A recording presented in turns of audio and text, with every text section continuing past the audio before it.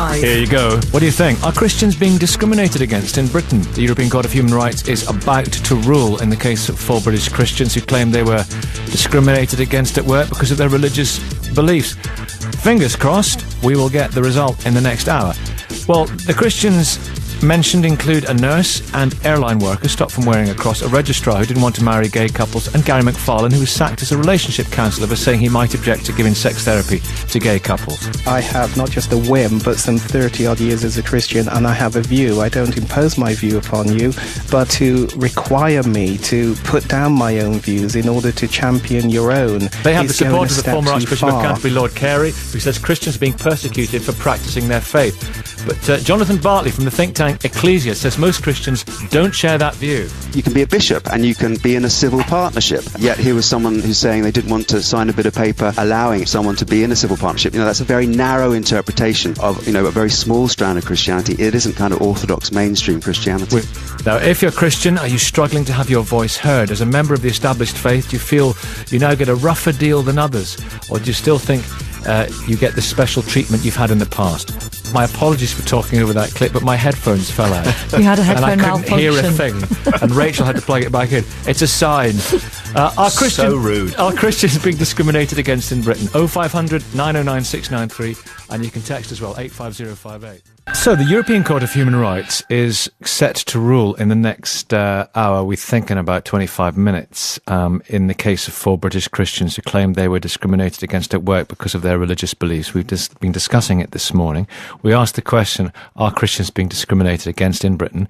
We've got Dr. Dave Landrum, the Director of Advocacy at the Evangelical Alliance. Dr. Landrum, good morning. Morning. And Simon Hill joins us, a Christian writer. Hello, Simon. Good morning. Dr. Landrum, set out the case that you think there is an element of discrimination going on here.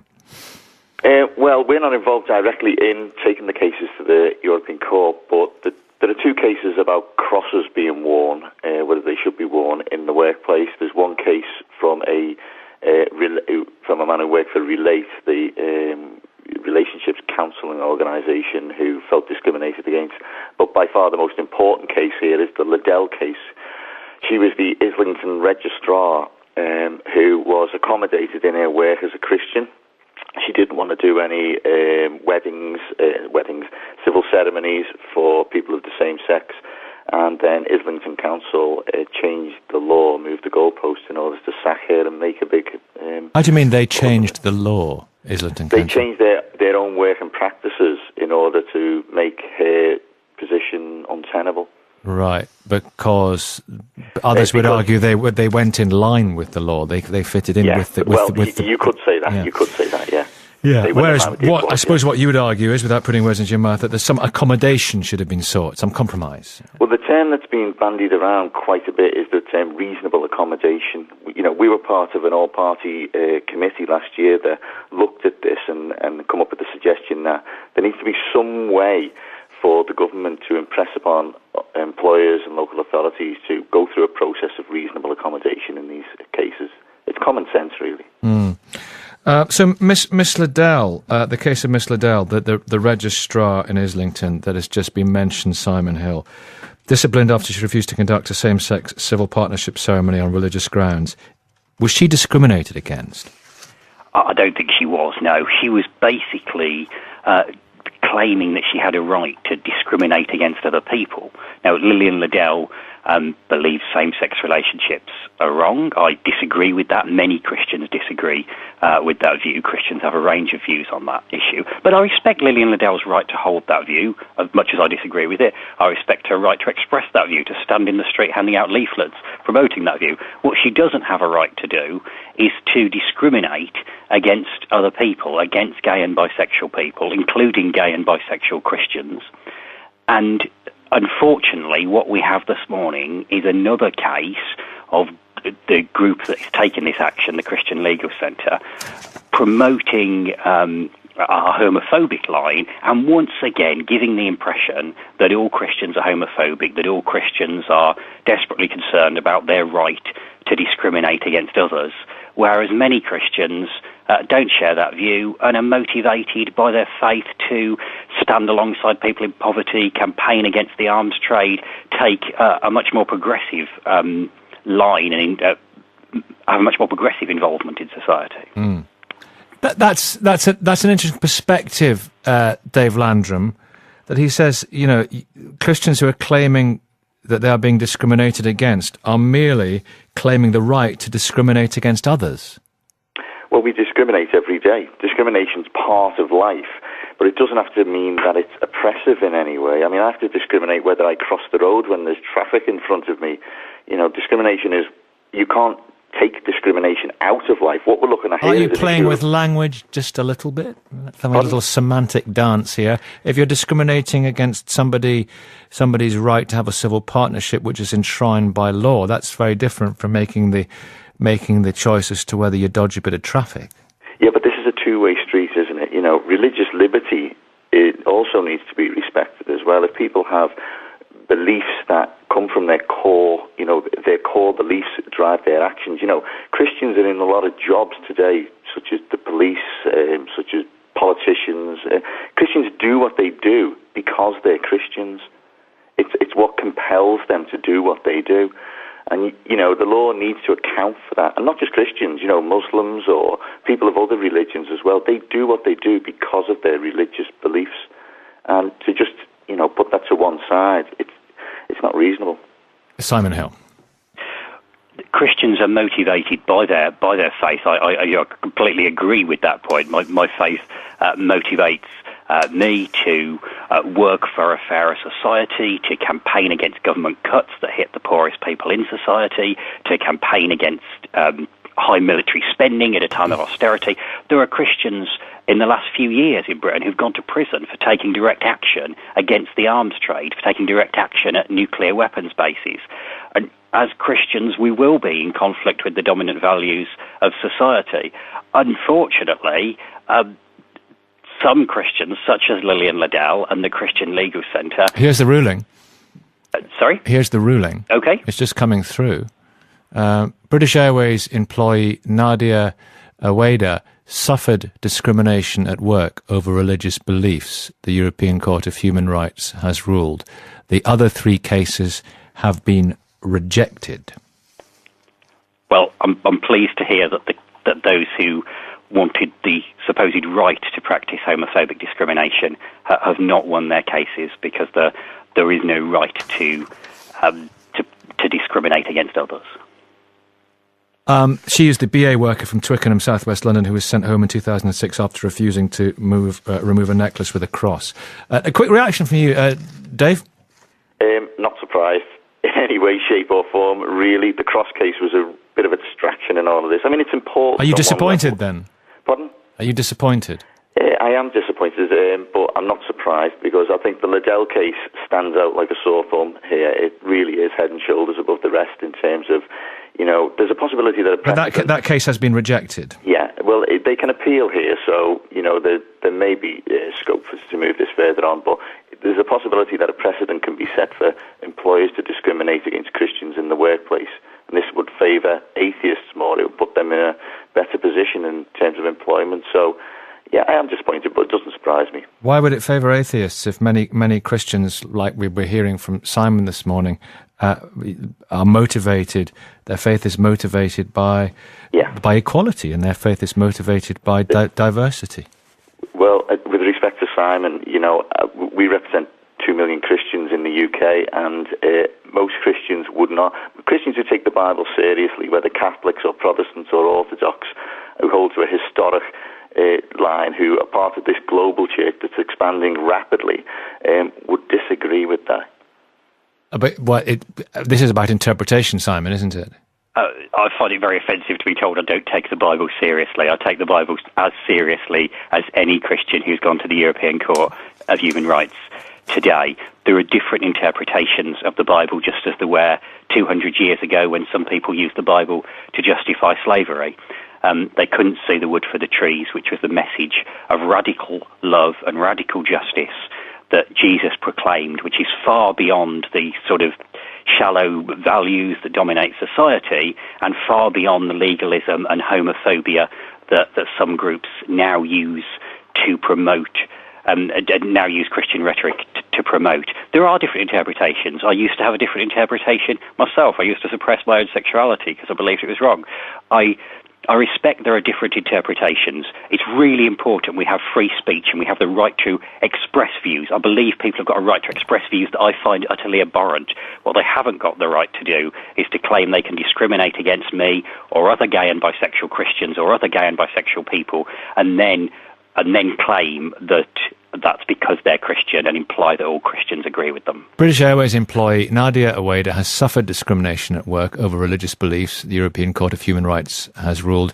But the other three cases, that of Gary Mc Farlane, who refused to give sex counselling to, he worked for Relate, sex counselling to gay couples, and Shirley Chaplin, the Devon grandmother who said she wore a confirmation crucifix on a necklace while working as a nurse and a ward sister for 30 years before being told to remove it, and Lillian Liddell, the Christian registrar from London, who did not want to conduct civil partnership ceremonies for gay couples. Their cases have been rejected. Let's get a couple of calls. Mike's in Yorkshire, and Dale is in Maidenhead. Morning, Mike. Quick one. Morning, how are you? Very well, thank you.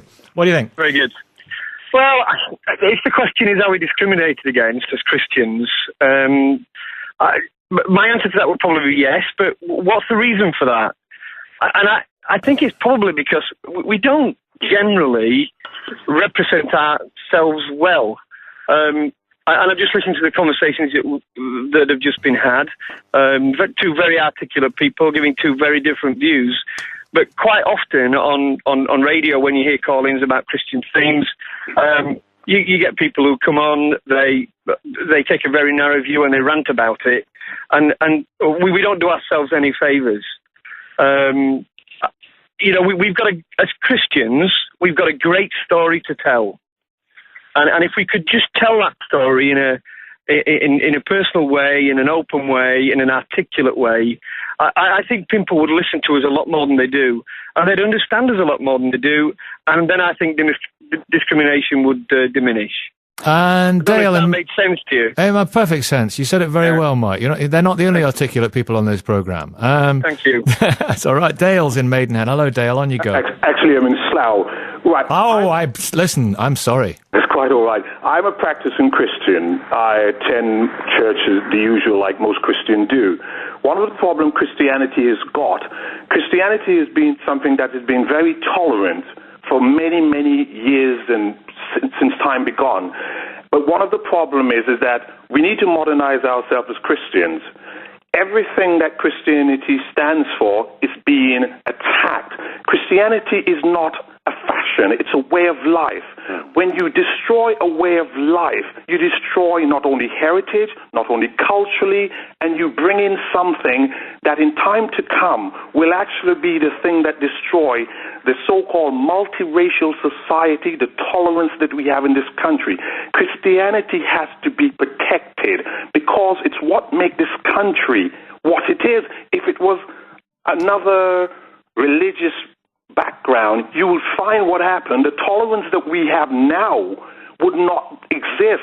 And if we do not protect Christian values in this country, which is a Christian country, what will actually happen in years to come, whether it's 10, 15, 20 years down the line, we will have a country that is so defaced that we will want to leave this country and find somewhere else to go. So and there will be nowhere else to go. Christianity has to be protected. Someone said, so protect Christian values which are embracing principles of equality and having respect for diversity. You have to have that. If you lose what Christianity has actually given to this country and make this country to be, we will actually go down a pit that we will never ever come out of it. It will never ever get back to what it was. Simon? We do have to modernize, but Christianity needs to actually protect itself from what's actually happening. How do you protect Christianity then? Well, you have to protect. When you protect, there are unelected. Only Iran has sort of unelected religious leaders deciding on laws. Unelected. What I'm trying to say, it's when you there's loads of faith schools in this country. What protection do you want more than that? The protection Christianity needs is to be able to be itself, be what it is. People are trying to alter it to suit their needs. Who's trying to alter it? Pardon me? Who is trying to alter it to suit their needs? Give me an example. There's groups of people out there. I don't want to pick on any individual people. What happened? What has happened? Christianity become a thing where if you attack Christianity, other groups of people can stand behind the attackers and get to where they want to get to. All right, I will go further. A lot of the time where they're talking about gay this, equal rights this and that, you find they do not attack the Muslim faith first or the other faith. It's Christianity. We are a Christian country, and what we need to do is to actually protect that side of it. Say to people, look... Okay. Simon Hill, do you want to respond to this? Then we'll take the travel news and regroup. Simon Hill. Sure. A Christian country might be a good thing, but I don't think there's ever been one. There's never been a country that's been based on Jesus's teachings. Britain wasn't a Christian country when it was engaged in the slave trade, when the British Empire was committing genocide in Tasmania and setting up concentration camps in South Africa. Britain we've often had powerful people in Britain, monarchs, business leaders, whatever, using Christian rhetoric to advance their own wealth and power. It was done during the slave trade. It was done during medieval times. What Jesus taught was not a system whereby we claim privileges for ourselves denied to others. It was about loving our neighbours as ourselves, living in equality, relationships based on love. That is a much harder demand than following a set of rules, and it is a much harder demand than living by the values of our society, whether the supposedly traditional ones or the consumerist values we have now. OK, there has been a wicket in the cricket. We'll come to that in just a second. More of your calls, more of your thoughts coming up as well. At 9:21, here's Michelle. OK, we've got Tony in Hereford. Hi, Tony. Mohammed in Watford. We've got Dr. Dave Landrum and Simon Hill. Let me just, if you'll give me a second, and we've also got John in Harrogate. Let me give you, if you give me a second, just to remind you, British Airways employee Nadia Aweda has suffered discrimination at work over religious beliefs, according to the European Court of Human Rights. The other three cases have been rejected. In Miss Aweda's case, the court held that on one side of the scales was her desire to manifest her religious belief. On the other side of the scales was the employer's wish to protect a certain corporate image. While this aim was undoubtedly legitimate, the domestic courts accorded it too much weight. Now, the ones who lost, as regards Miss Chaplin, the importance of her being allowed to bear witness to her Christian faith by wearing her cross visibly at work weighed heavily in the balance. However, the reason for asking her to remove the cross, namely the protection of health and safety on a hospital ward, was inherently more important than that which applied in respect of Miss Aweda. The hospital managers were well placed to make decisions about clinical safety. In the cases of Ms Liddell and Mr Mc Farlane, it could not be said that national courts had failed to strike a fair balance when they upheld the employer's decisions to bring disciplinary proceedings. In each case, the employer was pursuing a policy of non-discrimination against service users, and the right not to be discriminated against on grounds of sexual orientation is protected under the Convention 1 under Articles 43 and 44. I hope that's useful, gives us an idea of why this judgment. Tony in Hereford. On you go, Tony. Hi. I'm not so sure whether actually my comment's going to come down on this one at all, but as far as I'm concerned, there shouldn't be there's no such thing as religious discrimination, because from what I understand from delving into religious books of all persuasions, they are just that. They are storybooks, and if people put too much store on them and come up with these religions, then I do question some people's intelligence, because like any story, it is, as it's told, it gets bigger and bigger by every telling. So I don't think there can be such a thing as religious discrimination. People either don't want it or they do. Interesting view. Mohammed in Watford, what's your view? Hi, Nicky. Thanks for having me. Just wanted to basically bring up the desire to speak on behalf of Christians, basically, because it feels like to me that Christians out there, when this sort of case came to light, Christians weren't making much of a stance, standing up for their religion. And I feel as a Muslim that I need to get that view out there, that as a Muslim, I go to work, I wear my hat. No one tells me that I'm not allowed to wear my hat or keep a beard or anything and go to work, isn't that manifestation of my religion? Well, yes, but you see, she won, Nadia Aweda, the BA worker. This is right. I know, and I'm pleased for her. Well, but the other three lost. Did you follow it? Yeah. Did you follow when I was reading the judgment there? Did you follow the arguments? I did, yeah. I understand the case in the clinical sort of side of things for it was Shirley Chaplin. But for Nadia, I think, if she wanted to show her religion by wearing a cross... Well, she's won. Which is wonderful, and that's good. Right, okay. And do you understand, Ms Liddell and Mr Mc Farlane? It could not be said that national courts had failed to strike a fair balance when they upheld the employer's decisions to bring disciplinary proceedings. In each case, the employer was pursuing a policy of non-discrimination against service users. Do you understand that? They refused to do their job, essentially, for gay people, and that it's the law that they should, so tough. Do you understand that, Mohammed? I do understand that, and I believe that if that's a religious thought that they carry, then that's something that, then they shouldn't be working in that sort of environment. Then I don't think that, they should have to, conduct marriages for, homosexuals, gay couples if they feel that that's something that's against their religion. So they shouldn't be pushed to that extent. Mm-hmm. So there is a balance there. Mm. Is there a balance, Simon? Well, I think what we've seen is that the court are upholding what many people will respect, which is that those people have the right to hold their views, but they don't have the right to go and discriminate against others. This isn't a matter of gays versus Christians. Gay Christians, bisexual Christians would lose out if Lillian Liddell and Gary Mc Farlane are allowed to discriminate again. Had the ruling gone in favour of all four of these people, what would the implications have been?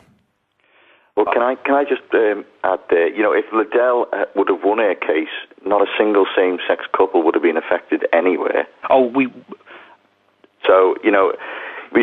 There's a real lack of common sense here. Well, that's interesting. The government talks about equality and diversity quite a lot, but we need equality and diversity. There's a diverse community out there. You just had a Muslim caller in trying to support where Christians are because he understands the implications for religious freedoms. The problem we've got is that the law is set against a true expression of religious freedom in the UK, and that can be done graciously, that can be done respectfully, but we need to accommodate reasonably religious identity, religious expression in our laws. If I can respond to the claim that no same-sex couple would be affected, every gay and bisexual person in Britain would be affected by a court ruling that implied that homophobic discrimination was acceptable, because it would send out a message of what is morally and socially. Well, what if somebody had said, look, okay, you have a right within the workplace. You have if you don't want to do that, that's fine. We'll get somebody else to do it. What's wrong with that? I think that there can be those sort of accommodations. I wish the Lillian Liddell case had never gone to court. If Islington Council had accommodated her, I wouldn't necessarily have a big problem with that, especially as she was working there before civil partnerships came in.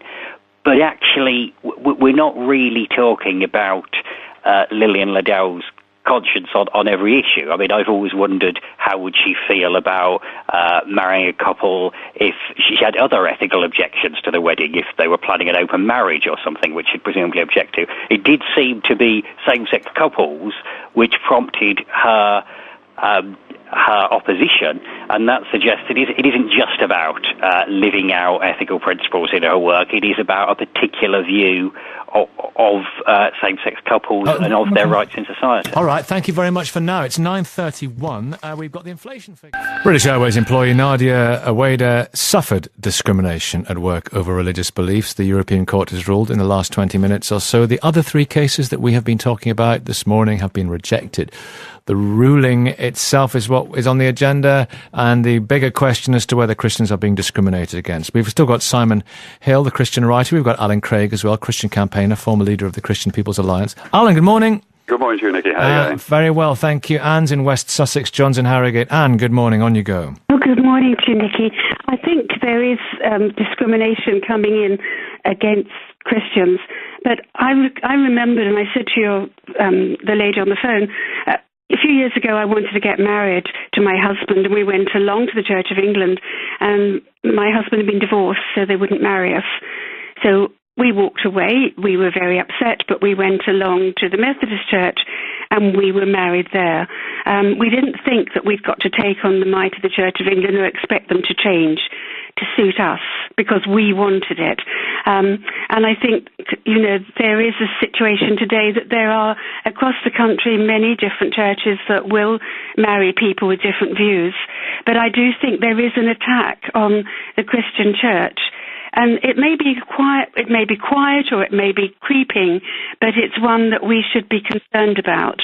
They couldn't attack other denominations, but I also do think that Christianity is strong and is big enough.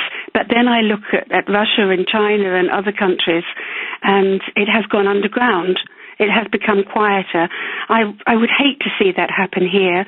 And if I may, Nikki, a few years ago, my neighbour was going to Romania to look after those babies in the orphanages. And when she brought the pictures back, another neighbour put his head in his hands and he said, "How could this happen to my great country?"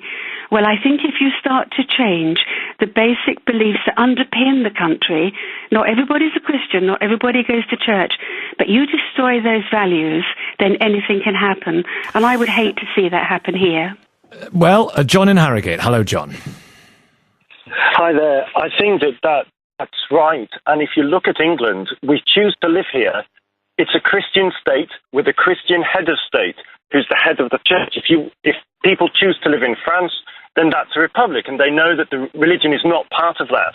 I think if you look around the police force, quite rightly, England has said, we'll make allowances for the Sikh believers who want to wear a turban. Likewise, if Muslims want to cover their... But Nadia Aweda has won her case. She's won her case. Yes, but the other one in the nurse in the hospital didn't, and yet on the basis that the cross wasn't hygienic, and yet the view when the Sikhs were in the police force was, well, it might be dangerous if they're not wearing something that would protect their head. So you don't think it's a level playing field? Okay, Simon Hill, answer these points. Absolutely not.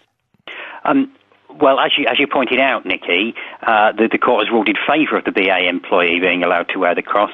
With regards to Shirley Chaplin, the nurse, just to reassure the caller, her employer offered her the chance to wear a cross on her uniform, so a badge, basically. They didn't want her to wear a necklace in case it was grabbed by a disoriented patient, perhaps a patient with dementia. So she has got the right to wear a cross. And with regards to what was said about the police, I was in Birmingham recently. I did see police in turbans. I also saw a policeman wearing a cross, and I think both those things are fine. Well, Alan Craig, you think it's getting harder to express yourself as a Christian. Why so? Yes, I do, Nikki, but I wonder if I could just deal with the decisions. I mean, I think the decisions that come out of the European Court are very depressing and distressing, really, not from the church's point of view. I don't particularly take it from the church. The church has been attacked for 2,000 years. It's almost the job of the church to be attacked and so on. So it's not from that point of view. And to attack.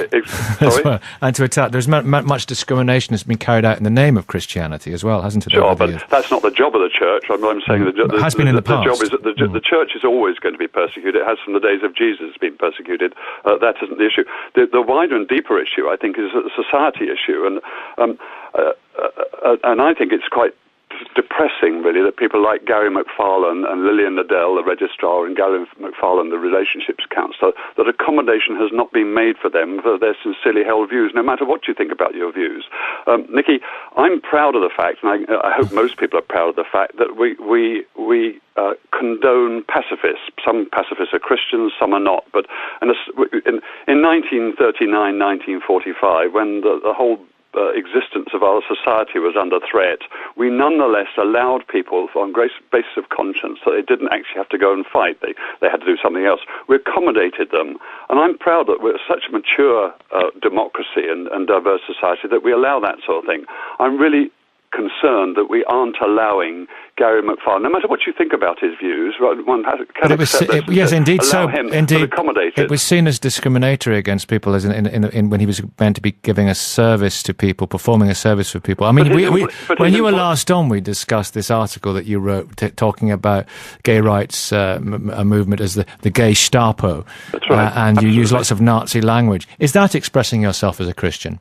Absolutely, it's expressing. We live in a political world. I've made absolutely clear. Would Jesus use that sort of language? Can I just finish my point about Gary McFarlane and Lillian Liddell? Because it's really important, Nicky, for our society, not for the church, for our society. If we can't accommodate, if our employers couldn't say to them, yes, we're not going to, if you don't wish to actually give advice, or in the case of Lillian Liddell, do a civil marriage for this particular couple, we can, under most circumstances, accommodate that, and we'll put you on a different shift or under different circumstances. And that, to me, would be allowing them their conscience, exactly the same as allowing pacifists not having to go to war, not having to go and fight. And that's a sign of a diverse and a mature society. Simon, that's common sense, isn't it? Isn't that common sense? It is not comparable at all to allowing pacifists not to fight. I'm a Christian pacifist myself. I'm very aware that during World War II, while there was some accommodation made, there were also pacifists who went to prison, anti-war publications that were banned, and so on. I think it's bizarre that Alan should talk about World War II when, as you point out, Alan has compared the gay rights movement to the Nazi conquest of Europe, which I think many people found offensive. He does have the right to express that view. I'll stand up for free speech to the very last, the free speech of people. But Simon, you haven't told me why to discriminate. You haven't said why being a pacifist is different from being Lillian Liddell, for instance. Lillian Liddell has a sincerely held view. You may or may not, and clearly you don't agree with her. Sure. But she has a I respect her right. Hang on just one moment. She has a sincerely held view based on her religious beliefs. You will know yourself, because you are a pacifist, you'll know that pacifism was originally brought in because of sincerely held beliefs of Quakers, Christian Quakers.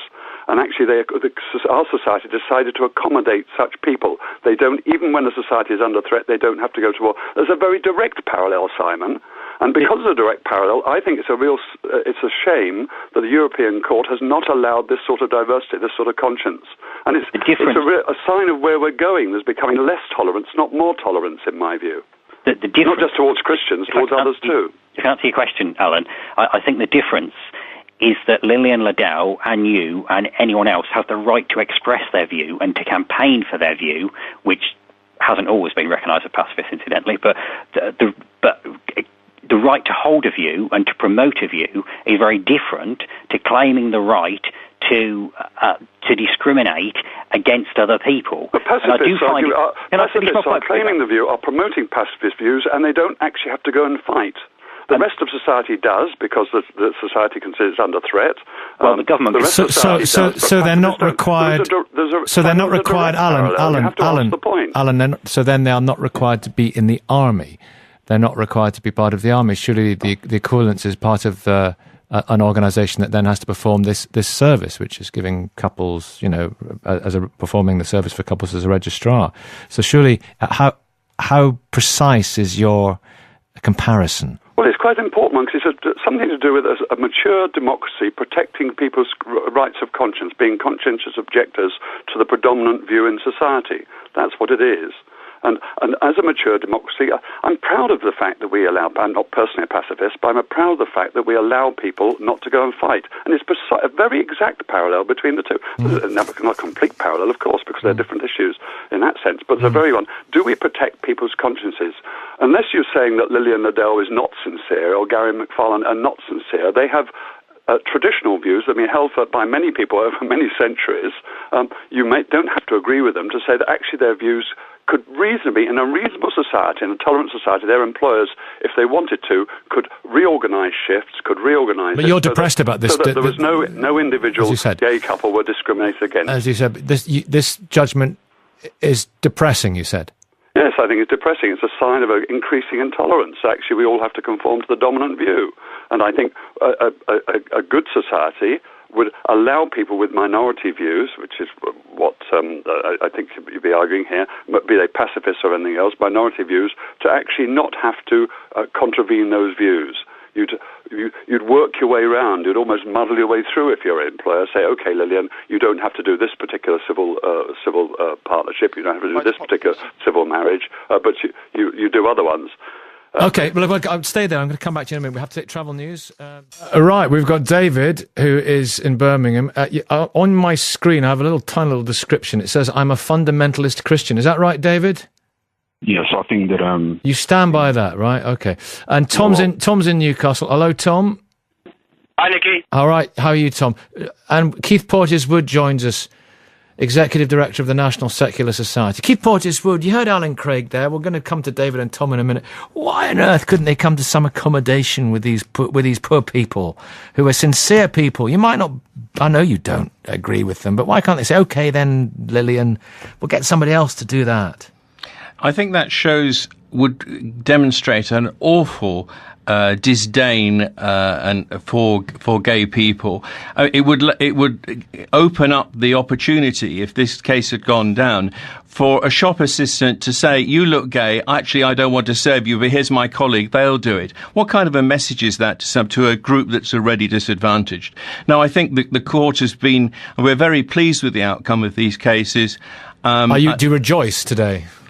Yes, indeed. Absolutely. And I think that although the Ladaley case, I beg your pardon, the Iwida case was upheld, that's with the BA cross, it's almost been cancelled out by the nurse who wanted to wear her crucifix despite the health and safety implications of that. It would have been a disaster if the European Court had upheld that, and I think it's been very sensible. Listen to David then. David, say your piece and Keith will respond.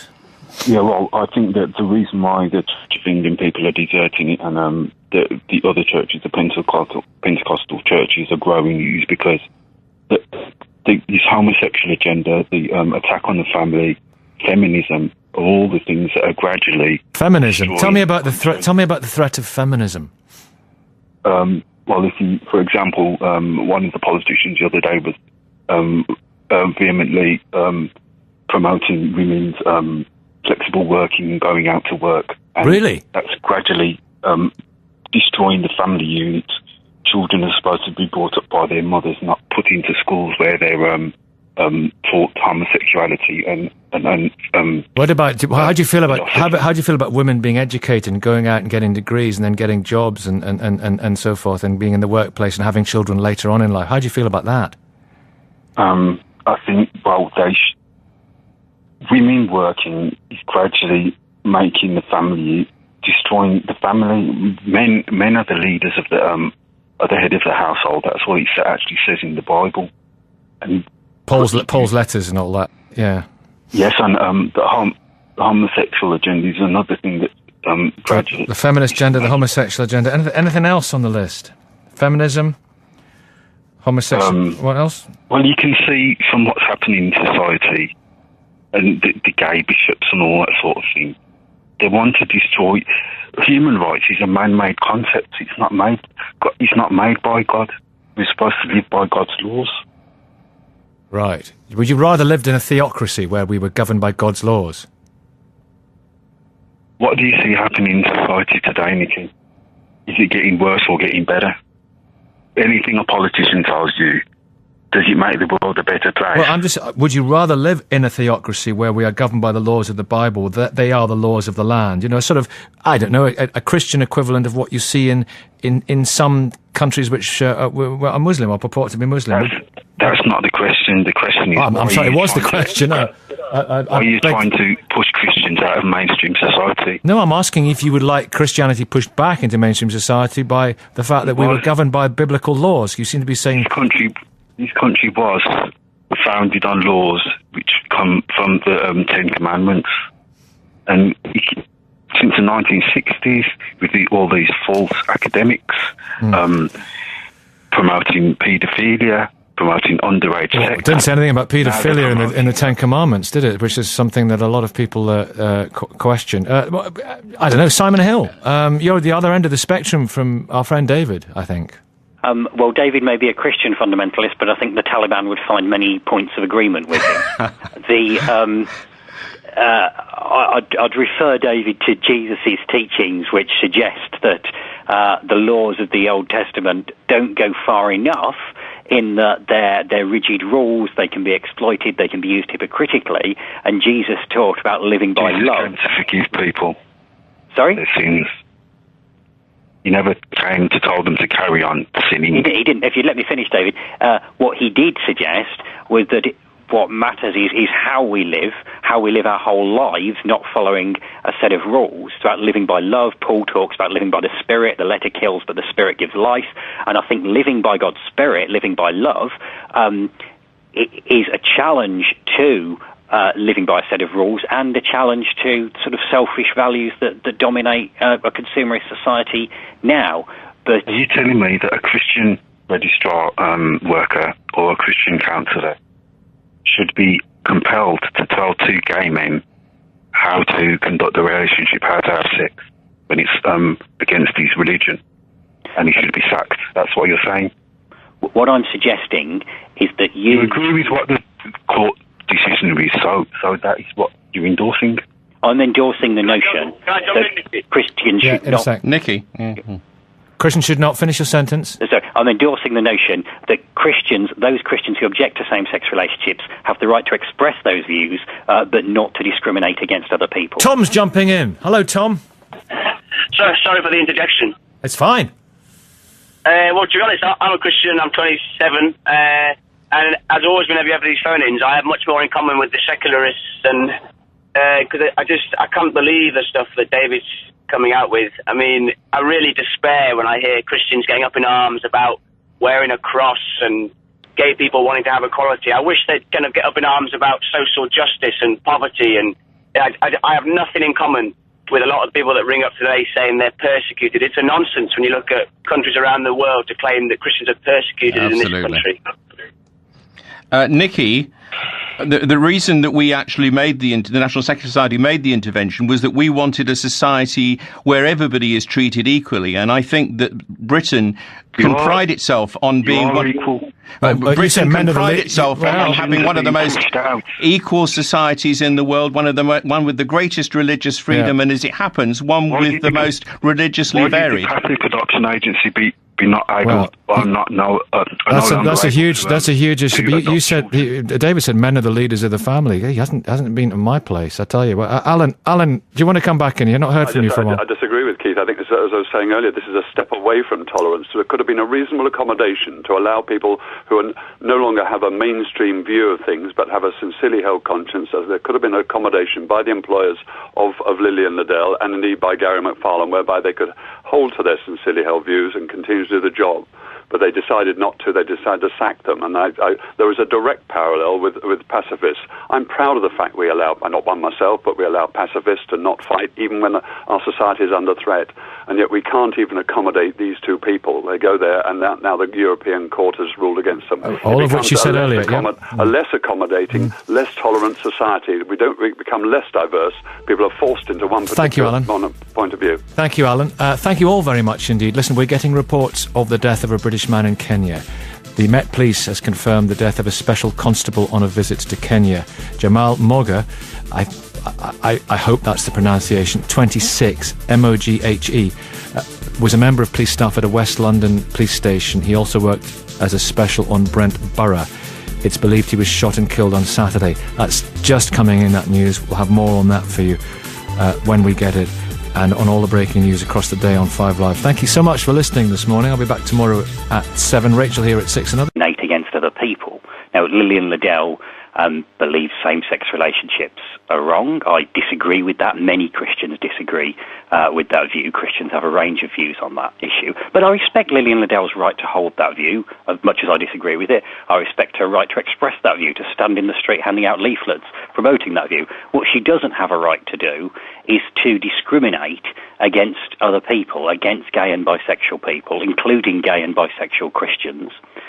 And unfortunately, what we have this morning is another case of the group that has taken this action, the Christian Legal Centre, promoting a homophobic line and once again giving the impression that all Christians are homophobic, that all Christians are desperately concerned about their right to to discriminate against others, whereas many Christians don't share that view and are motivated by their faith to stand alongside people in poverty, campaign against the arms trade, take a much more progressive line and have a much more progressive involvement in society. Mm.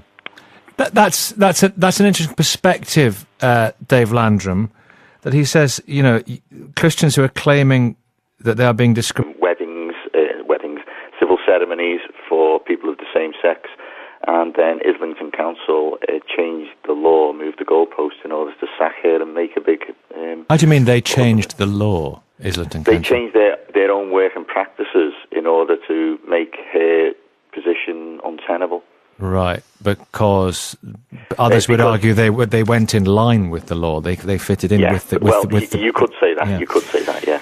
Yeah. Whereas I suppose what you would argue is, without putting words into your mouth, that there's some accommodation should have been sought, some compromise. Well, the term that's been bandied around quite a bit is the term reasonable accommodation. We were part of an all-party committee last year that looked at this and come up with the suggestion that there needs to be some way for the government to impress upon employers and local authorities to go through a process of reasonable accommodation in these cases. It's common sense, really. Mm. So, Miss Liddell, the case of Miss Liddell, the registrar in Islington that has just been mentioned, Simon Hill, disciplined after she refused to conduct a same-sex civil partnership ceremony on religious grounds. Was she discriminated against? I don't think she was, no. She was basically claiming that she had a right to discriminate. She had a headphone malfunction. And I couldn't hear a thing, and Rachel had to plug it back in. It's a sign. So rude. Are Christians being discriminated against in Britain? 0500 909 693, and you can text as well, 85058. So the European Court of Human Rights is set to rule in the next hour, we think in about 25 minutes, in the case of 4 British Christians who claimed they were discriminated against at work because of their religious beliefs. We've just been discussing it this morning. We asked the question, are Christians being discriminated against in Britain? We've got Dr. Dave Landrum, the Director of Advocacy at the Evangelical Alliance. Dr. Landrum, good morning. Morning. And Simon Hill joins us, a Christian writer. Hello, Simon. Good morning. Dr. Landrum, set out the case that you think there is an element of discrimination going on here. Well, we're not involved directly in taking the cases to the European Court, but there are 2 cases about crosses being worn, whether they should be worn in the workplace. There's one case from a man who worked for Relate, the relationships counselling organisation, who felt discriminated against. But by far the most important case here is the Liddell case. She was the Islington registrar who was accommodated in her work as a Christian. She didn't want to do any... Here you go. What do you think? Are Christians being discriminated against in Britain? The European Court of Human Rights is about to rule in the case of 4 British Christians who claim they were discriminated against at work because of their religious beliefs. Fingers crossed, we will get the result in the next hour. Well, the Christians mentioned include a nurse and airline worker stopped from wearing a cross, a registrar who didn't want to marry gay couples, and Gary Mc Farlane, who was sacked as a relationship counsellor for saying he might object to giving sex therapy to gay couples. I have not just a whim, but some 30-odd years as a Christian, and I have a view. I don't impose my view upon you, but to require me to put down my own views in order to champion your own. They have the support of the former Archbishop of Canterbury, Lord Carey, who says Christians are being persecuted for practising their faith. But Jonathan Bartley from the think tank Ecclesia says most Christians don't share that view. You can be a bishop and you can be in a civil partnership. Yet here was someone who's saying they didn't want to sign a bit of paper allowing someone to be in a civil partnership. That's a very narrow interpretation of, a very small strand of Christianity. It isn't kind of orthodox mainstream Christianity. Now, if you're Christian, are you struggling to have your voice heard? As a member of the established faith, do you feel you now get a rougher deal than others? Or do you still think you get the special treatment you've had in the past? My apologies for talking over that clip, but my headphones fell out. Discriminated against are merely claiming the right to discriminate against others. Well, we discriminate every day. Discrimination's part of life, but it doesn't have to mean that it's oppressive in any way. I mean, I have to discriminate whether I cross the road when there's traffic in front of me. Discrimination is, you can't take discrimination out of life. What we're looking at here... Are you playing with language just a little bit? Let's have a little semantic dance here. If you're discriminating against somebody's right to have a civil partnership which is enshrined by law, that's very different from making the choice as to whether you dodge a bit of traffic.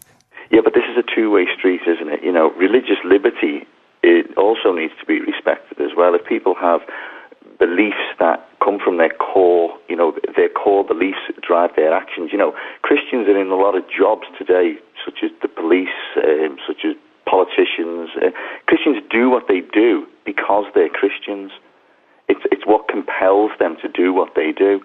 And, the law needs to account for that. And not just Christians, Muslims or people of other religions as well. They do what they do because of their religious beliefs. And to just, put that to one side, it's not reasonable. Simon Hill.